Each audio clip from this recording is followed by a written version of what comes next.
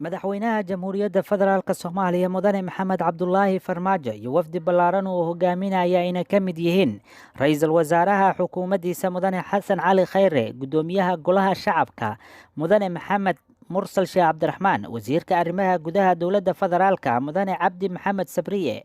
wasiirka batroolka iyo macdanta mudane cabdirashiid maxamed axmed iyo mas-uuliyiin kale ayaa si diiran loogu soo dhoweeyey caasimadda dalka aynu walaalaha nahay ee jamhuuriyadda jabuuti.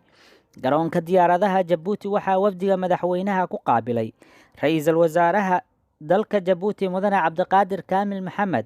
guddoomiyaha baarlamaanka jabuuti mudane maxamed cali xaamud iyo xubno kale oo ka tirsan golayaasha jamhuuriyadda walaalaha aynu nahay ee jabuuti. madaxweynaha iyo wafdigiisa ayaa dalkaasi jabuuti kaga qaybgalayo wadahadallo walaalnimo oo u dhexeeya dowladda federaalka soomaaliya iyo maamulka somalilan oo iyagu gooni ugoosad ku dhawaaqay sanadii 1991 waxaana gogashani fidiyey madaxweynaha jabuuti mudane ismaaciil cumar geelle.